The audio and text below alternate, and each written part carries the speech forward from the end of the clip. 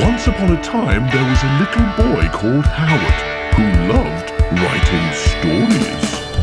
Little Howard dreamed of being a writer, and so he sat and wrote every night. But everything he wrote was fucking shite, yeah. Wubba-dubba-doo, wubba-dubba-doo. Worst writer in the world, worst writer in the world, worst writer in the world, worst writer in the world. He's a stupid, suck-ass, rubbish writer. Welcome to the worst writer in the world, Hooray! George Spooner and the Woman Who Loved a Horse, episode 7. Ooh. Now, last week we heard a story from George's good friend Amelia, who he's been avoiding. But she found him in Paris and told him a story about a witch, right? A witch she used to live next door to called Madame Dupont. Nice. And she did this while George was in a restaurant waiting for the woman he's been stalking, Miss Mary Darling, right? Is that correct, Mary Darling? Mary Darling. To turn up on what he thinks is going to be a date, but presumably she's going to bring some people to murder him or something. And so while he's waiting for Mary Darling, Mary Darling, looking forward to seeing her, his ex turns up, right? His ex who he's avoiding, and she's really happy to see him because everyone loves George Spooner for some reason. And decides to sit down and tell him a story. She tells him a story about a witch who had cats that she painted and let run around her house. Right. That's true? the story she just told. I Yeah, think right. so. And at the end of the story, she takes about like an hour. And at the end of the story, she says, "Where's your date, George? Where's your date? I thought you said you had a date. Were you lying?" He's like, "Well, she probably turned up, saw you, and flew off in a jealous rage. And thought, well, I thought I was being stalked by that man, but apparently he's stalking everyone." And Amelia recognizes the name of the person who George has been stalking. And Amelia says, "Miss Mary Darling Evesham, do you mean?" "The very same. She is coming here now." "May we? Unless she's been and gone. Friend of yours?" "No, I don't know her personally, but I have certainly seen her. At Madame Dupont's residence, no less." Ooh. "Well, I never. Is that the time? George, I'm desperately sorry. We must meet again soon, but for now, I must go. I promised I would be home an hour ago." And an hour ago, that's when they met, right? He said she's been talking for an hour. Yeah. "I promised I would be home an hour ago, and my aunt does fuss. She'll be thinking I've eloped with a Frenchie. I'm at the line here." So I guess that's a hotel or something? Yeah. He'd be like, well, I'm at the line as well. Oh, no, I'm at a different line. I'm at that line. Yeah. Shit. So many lines. Everybody's staying at the line. So many lines in Paris. Anyway, I've got to go to the line. Yeah, so I'm in room line. No, I'm in room line. I didn't know. I'm in room line. Okay, that is a different room, yes. She pulled a ring from her finger and slipped it on my pinky. She just put a ring on him. Yeah. She owns him now. Yeah, man now. That's a different character, but sure. Now I'm doing an impression of the Madame forever, but it's me, Amelia, confusing. Yes, it is. "Now you have no excuse not to see me again very soon, now that I've put one of my rings on you." And with a peck on each cheek, Amelia hurried from the room. Are they exes? Is that how this was set up? They they did. They went on a few dates, yeah. But Right, I okay. mean, like it's the past, so I don't really, you don't really have exes so much, do you? You go on dates, but like with other people there, and then if you court, yeah. Okay, so they did a bit of courting, but it didn't Yeah. go anywhere. All right. And with a peck on each cheek, Amelia hurried from the room, stopping only to call back to me, "Call me tomorrow, else I'll inform the police you stole my ring." "Not if I kill you first," I called after her. Yeah. "Probably a good job I don't speak French, else it might have sounded rather bad." Was that the actual script? No, I'm not making that up. That's what it says. What if I kill No, you not. first? I did not make a word of that up. She said, "Call me tomorrow, else I'll inform the police you stole my ring." "Not if I kill you first," I called after her. "Probably a good job I don't speak French, else it might have sounded rather bad." Yeah, he makes some poor jokes sometimes, doesn't he? Like, that's just, Yes, yeah. loud yelling about murdering people. And Also, like, okay, he's not speaking in French. That's good. But there are quite a lot of people, I suspect, even in the 30s in Paris, who speak English, certainly well enough to understand the word "kill you." Yes. I'm pretty sure that that's there on purpose. Oh, really? Okay. So that's him yelling up. about killing people in the middle of a restaurant is excellent. So it's his foolishness, it's his hubris that is leading him to think no one can understand him because he's not speaking French. And then she was gone, leaving me to my thoughts, of which there were none. Yeah. And on this account, I opted to eat cake instead, which I figured would fill the void in my pretty head just as well.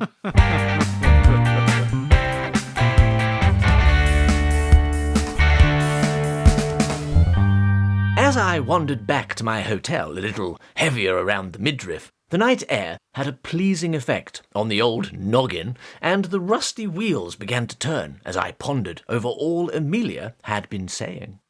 If Madame Dupont did in fact possess real powers, and if Miss Darling really were in love with a horse, then it took no great leap of the imagination to put two and two together.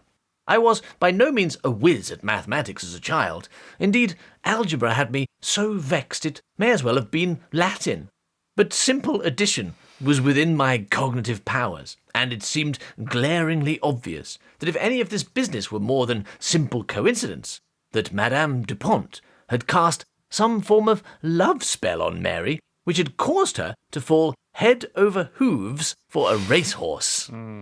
Logical, yes. Why else would a normal woman fall in love with a horse unless magic? Exactly. And when she had pitched up at the old Broad's mansion, demanding that Madame Dupont reverse the spell, the witch had her flung from the premises, probably cackling and stroking her cat as she did so. It was possible, therefore, that on arriving at the restaurant to find me in the company of Amelia, Mary Darling had fled, knowing Amelia to be associated with Madame Dupont and even, potentially, an ally of her nemesis. Who could blame her, I thought? I would find out where Miss Darling was staying first thing in the morning and put her right on this subject.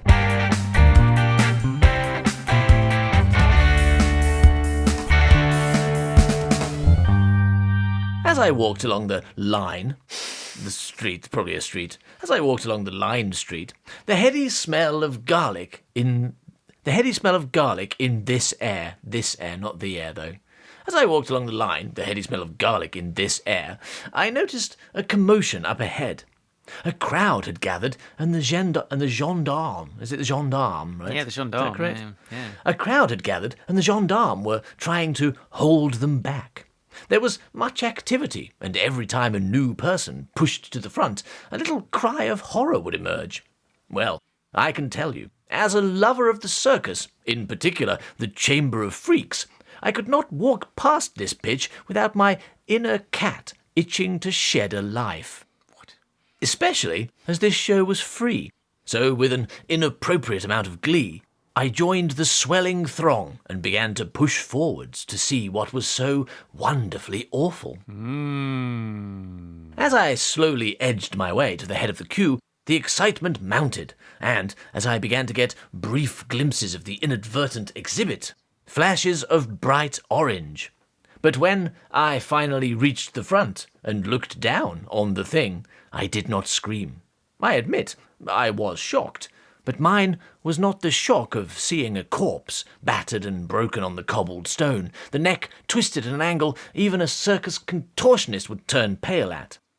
The rest of these punters were all sharing the same experience, but mine was more in the ilk of visiting the bearded lady and realizing it was your own mother. For, as I looked down on the deceased hobo, all I could think was how his old tatty boots were clashing with my suit.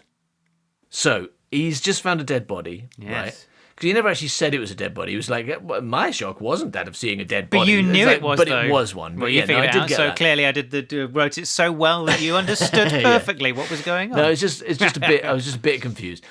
And it's the it's the homeless guy that he gave his boots to earlier. His suit correct? to, not his boots to. Oh, his suit. Oh, His okay. orange Oh, suit. okay. That might. Yeah, I remember. Yeah, I remember. So it's the homeless guy he gave his suit to. Yeah, he went to because he went and got a new suit, and as he left, he gave the suit to the homeless person who thanked him by swearing at him. Yes. Says a lot about George Spooner, that, doesn't it? What? That if someone wants to murder him? Yeah. No, that he looks like a tramp in an orange suit. That, or it says a lot about the assassin who doesn't look at people's faces. Maybe he's got that face blindness thing where he can't recognise, but he's good at clothes. Yeah. So it's like, no, it's not the guy in the orange suit. I hope that was correct. I hope there's not two people wearing the same orange suit, and I very much hope that the person I was meant to shoot didn't give his suit to a tramp, and therefore I shot the tramp. That would be bad. Yeah. Because maybe he doesn't have face blindness, but he went there and he saw and was like, no, that doesn't look anything like George Spooner. I must have face blindness. Bang, bang, bang. Yeah, it's an assassin who leaps too easily to conclusions. Yeah. No, it's got a completely different face. It must be my fault. He's definitely wearing the same suit though, so it must be him. Bang, bang, bang. Couldn't possibly have taken his clothes off and someone else would wear them. Certainly. I mean, it would be ridiculous if he had taken his clothes off and given them to a tramp. That wouldn't happen. I mean, that is a fair thing to think. Yeah. We don't know how he assassinated him either. It could have been from a distance and from behind. From a distance from behind with a sniper rifle, from like a mile away. Yeah. So he can just about make out the orange suit, but nothing else. Maybe he's got some kind of magic gun that only shoots orange suits, so he wasn't even there. Yeah. He just pulled the trigger and the bullet went and found the suit. Went and searched for him, yeah. George Spooner's like, I think I've been being followed by a bullet today.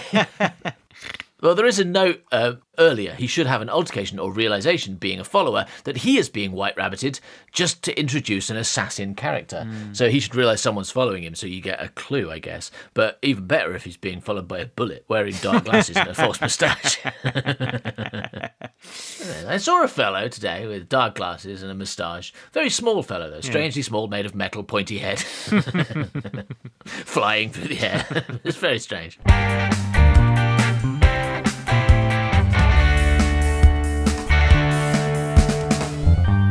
Well, I'm enjoying this George Spooner story, as always, Howard. But I do just want to take a moment and say a massive thank you to every single member of our secret gang, even the free members. Boo. Too cheap to give us even $2.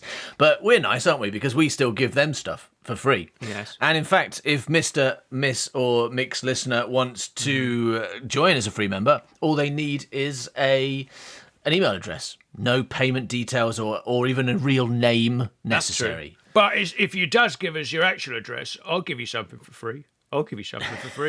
Herpes. That's right. Herpes. Unless you're a man, in which case, his peas. His peas. All right. All right. Thanks, Mr. Plug. Yeah. So yeah, excellent advert, Rufus and Howard. Well done.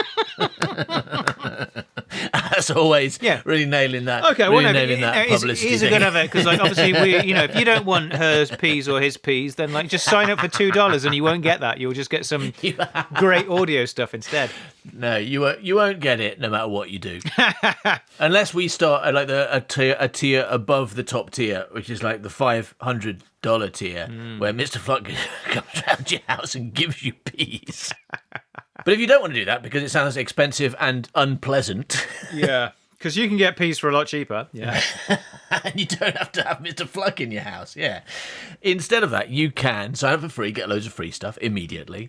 Sign up for $2, get loads of really cheap stuff immediately. And if you enjoy those cheap or free levels, then you can consider signing up for the slightly more expensive, but still not expensive tiers, where you get things like Gret Binchleaf books. Whole Gret Binchleaf books available right now. And we're working on book 12 at the moment. So you can have 11 full books and some of book 12. Imagine that. Anyway, shall we get back to George Spooner and that woman who loved that horse? Yes, please. Okay.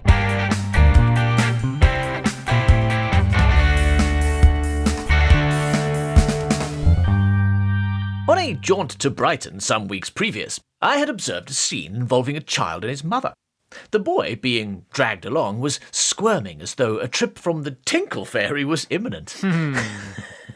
And judging by how far his eyes were currently emerging from his head. Sorry, it's a good traditional Howard using a strange word for movement moment. His eyes were travelling from his head. But I like it. I concluded he was either having his neck squeezed by the invisible man, or, more likely, he was uncommonly excited at the prospect of the cotton candy that was being spun on the promenade. And, as they passed the cotton candy man, the little tyke applied the brakes a little more firmly. So many metaphors in that paragraph, I was getting a bit lost. So, a trip from the Tinkle Fairy, eyes emerging from his head, neck squeezed by the invisible man, applied the brakes. He's not actually in a car. Yeah, they didn't have. Did they have cars? Could you apply brakes in whenever this was? Oh, in yeah, the 1930s. There are some cars. Yeah. There are some cars. Yeah, there's one or two. They didn't have brakes though back then, of course. That's why there were so many crashes. Yeah. Though he did not kick up a stink nor plead, the old dear and I both understood the signs. The old dear, I suppose, is the mother. Yeah. Or the candy. No. The mother. The cotton candy man, because apparently we're in America at the moment. He may have been. It's George Spooner. He gets around a bit, doesn't he? He does. Not like us. What, who don't get around to just stay in our houses.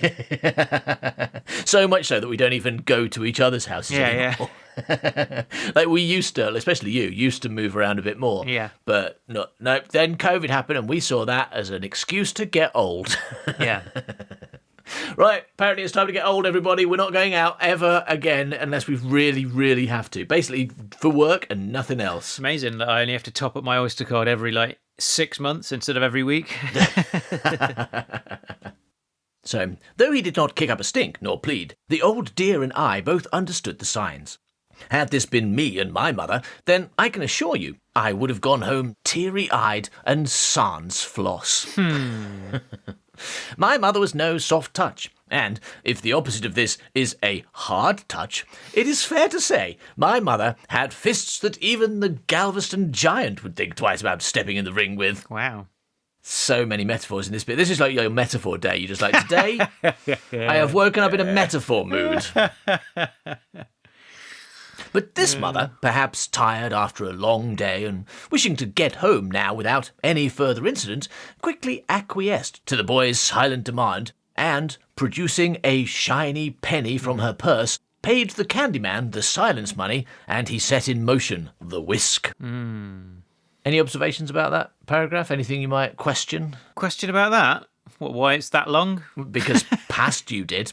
Past You had a question. Oh, right. Okay, I see. Put a question mark in brackets, as in check this, after the mother quickly acquiesced to the boy's silent demand and producing a shiny penny. Oh, right. Question mark. Does a candy floss cost 1p? I wondered if it was, do pennies exist in the 30s? Oh. Like, was that a unit of currency or not? Yeah, I know they had pennies because they were massive, and I had probably got them in this room somewhere, but I used to have a load of old ones, and they did go back quite far. Yeah, well, you know that I had old money in the toy box because that was the sort of thing that we used to play bank with, and then we'd create ways to rip off my sister, my younger sister, by making like basically giving her money and then coming up with cunning ways to steal it from her. Yeah. That was the game. Yeah. Like we've made a bank out of cardboard boxes and toilet rolls, and all you got to do is bring your money, put your money in the bank, put it down the toilet roll, it goes into the bank. We've built it so it's got a second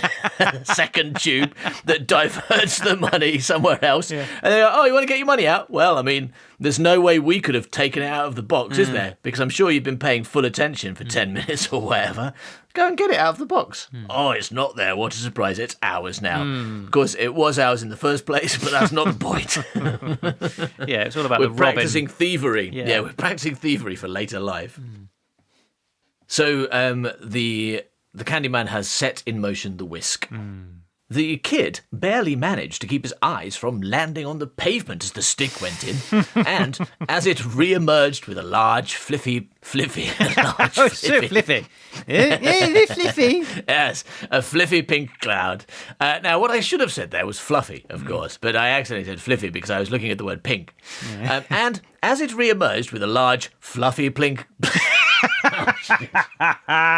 Well, apparently these classic three words, Rufus. these three words are difficult. Because when you go wrong, you really go wrong. You really go for it. Well, I like to say it's like Doctor Who with his shits, right? I like to save all my mistakes for one occasion and just do them all at once, get them out of the way. So just settle in because it's going to take me an hour to get through this one phrase. No, I'm going to do it this time, definitely. And as it re-emerged with a large, fluffy pink cloud attached, nailed it. This was the face of a cat that had got a large consignment of cream. New metaphor, everybody. Brace yourselves. Might put a little warning in, square brackets, metaphor coming. So the kid's face, this is. Yeah. This was the face of a cat that had got a large consignment of cream, only to discover somebody had mixed up the orders and sent him salmon instead. Oh. Right, I'm not sure about that metaphor. So in the cat's opinion, is the cream or the salmon better? Because they both seem like things that cats really like, for like maybe for slightly different reasons. And also the idiom is the cat that got the cream. So I was expecting, when it said the cat got a large consignment of cream, only to discover that I was expecting it was actually something that cats don't like, if I can think of a thing. But cats eat everything, so shoes. A large consignment of shoes. I mean, they don't eat shoes, but then when they do still like them. Yeah. Dogs. A big box of dogs. Somebody had mixed up the orders, and instead of a large consignment of cream, there were lots of violent dogs inside waiting to eat the cat. Yeah, I don't know because I don't know what's coming next, so I couldn't rightly say whether it's supposed to be something worse or just something different. That's a bit surprising. Good point. Like when I went on holiday when I was younger, and I thought I was getting beef, and that turned out to be fish. I thought that was disgusting because I was expecting.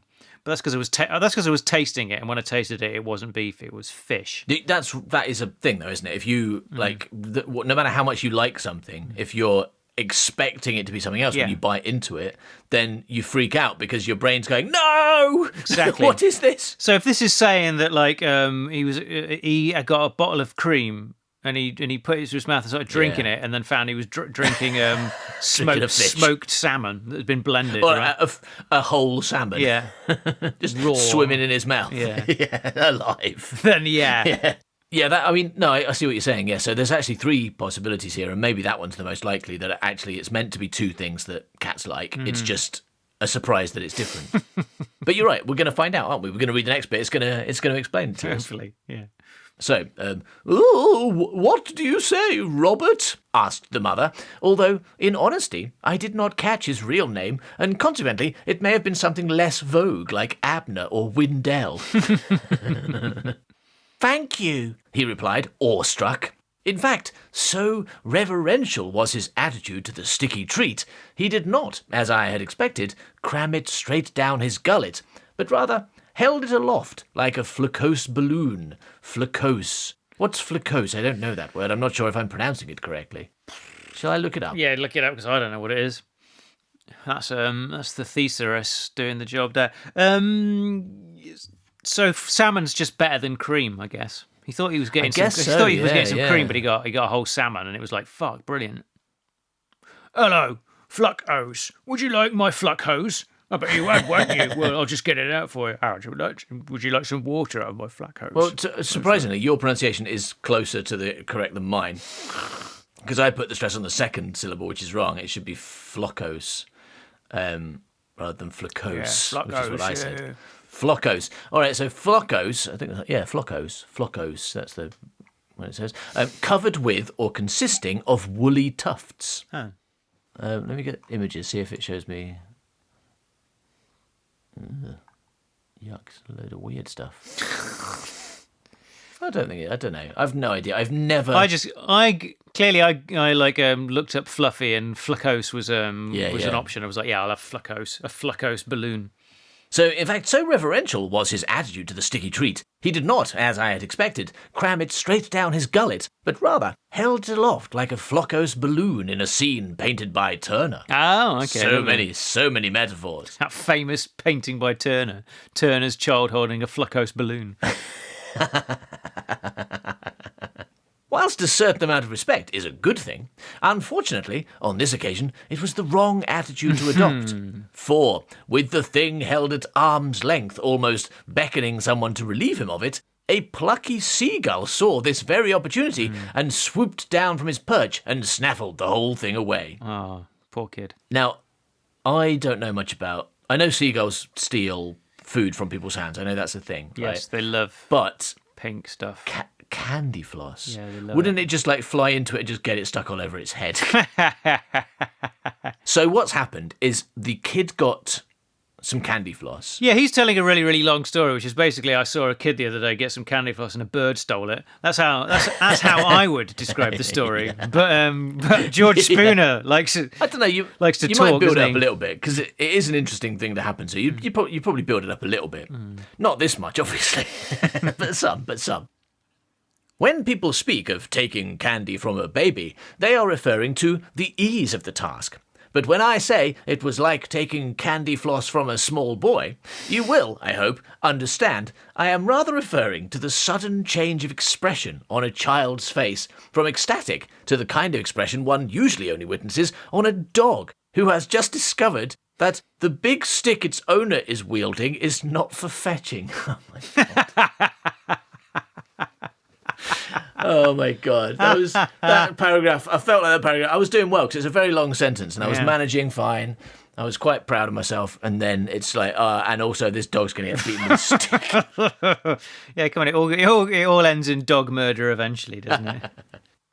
So yeah, what this paragraph is saying, like the main idea of this paragraph is that I hope when I use the popular idiom taking candy from a baby, you understand that I'm not using the meaning of that idiom that something is easy, but rather using it to mean that the child was very upset and trying to invoke an image of a dog being terrified of being beaten to death with a stick. I hope that's what you think when I say taking candy from a baby and I don't have to explain it to you in a very long sentence. I didn't really understand what he was talking about. I think I just wanted to mention taking candy from a baby because the candy's getting taken from him and did a paragraph, and unfortunately it's really confusing.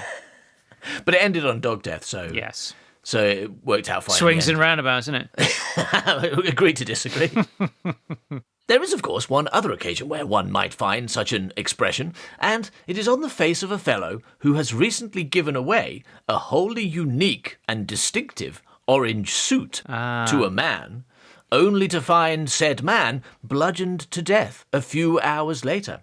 Basically, what I'm saying is that my predicament was very similar to that boy and his candy floss. In the story of the boy, to add insult to injury, the mother, then blaming the child for the actions of a spirited bird, pulled down the poor blighter's slacks and gave his posterior a hefty smacking as he cried his tiny heart out.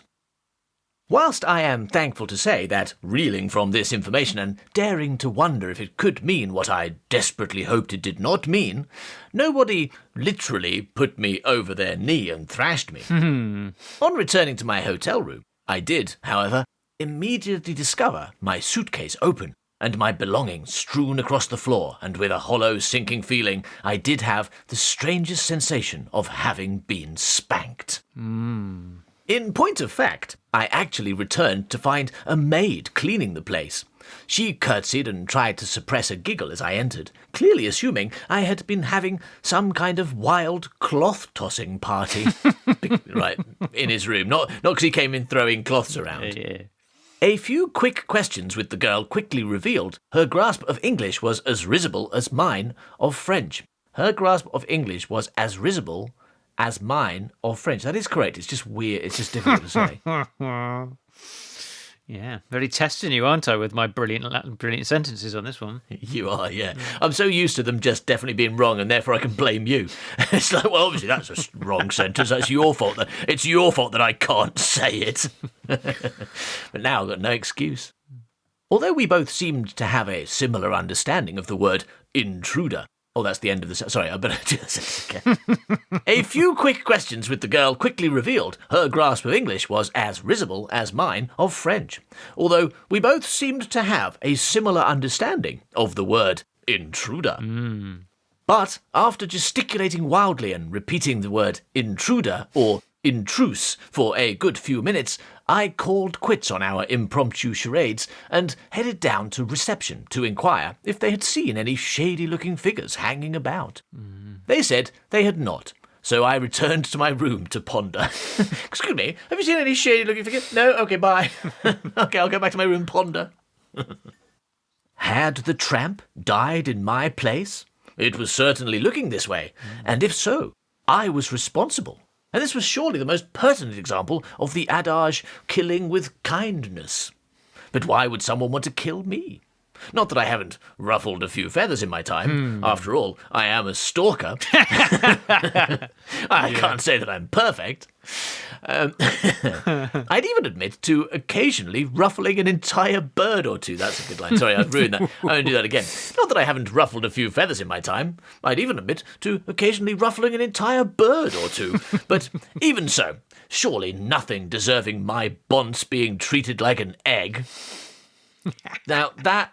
At first I was thinking, oh, finally, a metaphor that is not mixed, but then I thought about it, right? Because if you're ruffling feathers, that suggests you're angering birds, and if you annoy birds, they don't come round and smash your eggs. Yeah. Evidently they, whomsoever they might be, believed I had about my person something that they wanted, else the murder would have been the end of the affair. But it was not. They had searched the body, not found what they were looking for, and then come to my room, looking amongst my belongings. But for what? I had no treasure maps or moonstones concealed about my luggage, or at least not to my knowledge. Of course, since I had no idea what it was they were looking for, it wasn't beyond the realm of possibility that they had now found it, and this would be the last of it. But I knew this was wishful thinking on my part. Clearly, though, this witch business Amelia had described was nothing but applesauce. There was definitely something to this feud betwixt Miss Mary Darling Evesham and Madame Dupont, but... So, not but, it does not say the word but, I don't know why I said that. I'm just adding the word but, desperate for a linking word.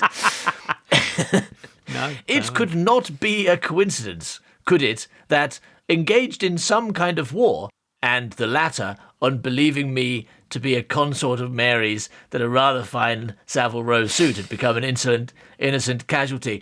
Sorry, I got halfway through that sentence and realised I had no idea what it meant, and so I didn't know how to say it. I don't know what it means. Like, it's interesting. Like, doing this is interesting because obviously I don't read this beforehand, so you're always kind of like, I'm always like scanning ahead, get the idea of the sentence as I say it. If I get it wrong, go back and do it the correct way. But usually I can start a sentence, like I say, clearly, though, this witch business, and then I'm getting the picture as I go, Amelia had described, was nothing but applesauce. Each phrase, you see the phrase before you get to it, and then go, oh, there was definitely something to this feud betwixt Miss Mary Darling Evesham, and Madame Dupont. And then the next sentence, I'm like, okay, it could not be a coincidence, could it, that engaged in some kind of war, and the latter, on believing me to be a consort of Mary's, that a rather fine Savile Row suit had become an innocent casualty, ? What the fuck? He's saying he doesn't believe any of the witch stuff, but there's got to be some connection to Dupont. Madame Dupont, yeah. So he thinks she did it, or she's behind it. I had intended to track down Miss Darling in the morning, but believing her life to likewise be in danger, I was not sure I could wait that long, and so I headed back down to the lobby and commandeered a candlestick. I phoned every decent hotel in the book with a pourrais-je parler a Madame Darling s'il vous plaît. And now he's bad at French, right? So yeah. obviously my French pronunciation is much better than that. I'm very good at French pronunciation. Yeah. But I'm playing a character here, so I am trying to make it sound like actually my French pronunciation is really bad, and I don't really, and I failed at French at GCSE. That's what I'm making it sound like. It's very good. But to no avail. I'm very convincing at someone who failed French. But to no avail. Well, it's method acting, though, isn't it? When I play a character who absolutely sucks at French, I will happily spend my whole life really sucking at French first so that I can be convincing. Yeah, you put a lot of preparation into this particular sentence, didn't you? It's like dedication to your craft. Yeah, absolutely. You flunked French On a so foresight hard as well. just for this. Yeah, and didn't go on to learn it as an adult either. I mean, I avoided French. I avoided it by going to neighbouring countries and learning their languages instead. Like I went to the Netherlands, learned Dutch, not that well, but didn't go to Spain, but went to Spanish-speaking countries, learned Spanish. And just, it's almost like I was like flicking the V's at French. But to no avail. When I took into consideration that she had a horse with her, it made sense that Miss Darling had found more accommodating accommodation. Whilst the Grand was known for putting up with some pretty extreme clientele, even they did not allow horses in their rooms. Perhaps some of the older establishments would have stables, I posited, but a quick ring around soon proved likewise fruitless. Wow, a lot of words. Soon proved likewise fruitless. I would need to make more serious inquiries in person tomorrow, assuming I made it through the night. If the murderer figured out they had killed the wrong person, they might come back. With this terrifying possibility in mind, I checked out of my room and booked back in under a pseudonym. Brilliant. I hope he just walked out the door and came straight back in again, like with a pair of glasses on or something. Hello, my name's Clark Kent. Can I have a room, please? No, I'm not George Spooner. I don't know what you're talking about. He didn't go to another hotel. No, that's the best part. I mean, he's in Paris. Well, I don't think he actually left the hotel. I think he just went down to reception and booked a new room, right? But do they do that? I mean, I suppose he's rich, so yeah, they probably do. Just think he's eccentric. But like, if I go to a hotel, I mean, hotels want to see your ID and stuff, right? You can't just be like after a couple of days. So could I check out and check in under the name Steve Krabs, please? So, all right, I've decided I want to be called Steve Krabs. Can I do that? They'll be like, no, of course you can't. Go away, Steve Krabs. Go away, Induku. We know who you are. I don't know. I think that people do have pseudonyms, don't they, when they book hotel rooms? So presumably it's possible. I guess you just, as long as the card you're paying for with is, working. In stories they do, because people like having affairs check in under the name of Mr. and Mrs. Smith, but whenever I've been to a hotel, they ask to see your passport and stuff. Admittedly, I haven't been to many hotels, and maybe they're all such scummy hotels they want to be able to catch people who run off without paying, but they've always wanted to see a passport. I think if you're as rich as George Spooner, you can do what you fucking like. You want. yeah, I'll agree with that statement. Yeah, So we have fact-checked your story, and it has passed. George Spooner, for all we know, might have loads of. He might have have the Bourne identity. He might have a briefcase full of 20 different passports. Maybe he is a stalker, so he might need it. Maybe every time he stalks and murders someone, he keeps their passport. Yeah, exactly. So he checked out my room, booked back in under a pseudonym. I want to know what his pseudonym is. Sporge Judah. Sporge Judah. I checked back in under the name Sporge Judah. No one would ever know. As I did so, I felt a small wave of excitement pass through me. For years, I had been following the adventures of Baz Hammer in the Union Jack, and now, all of a sudden, it was like I was the great detective himself, wrapped up in a fascinating mystery involving femme fatales in a romantic foreign city, with only my cunning and my trusty Colt M1903 to see me through. I wonder if that's how, because I know, like, I said Colt M1903 then. That may not be the way you say that gun's name. I don't know. Don't know anything about guns. M1903. Could be 1903. Yeah, probably an M1903. It's probably the year it was issued. Yeah. Does he have a Colt M1903 then? Or is he just saying that Baz Hammer has one? He's imagining, he's imagining that being like Baz Hammer. Of course, I realised with some dismay that not only was I not packing heat, but I'd be dashed if I knew how to fire a gun anyway. And I realised that I was, in fact, more akin to the client in a Baz Hammer story, and I gulped as I remembered they very rarely made it to the final chapter. That makes it sound like Baz Hammer is a bad detective, right? Really bad at his job, his clients always die. Yeah. Well, I mean, his job is to solve a crime, not to protect people, right? He's not a bodyguard. That's probably what he says. Yeah. I'm a detective, not a bodyguard. People who employ Baz Hammer should expect to get murdered because it's usually me that does it.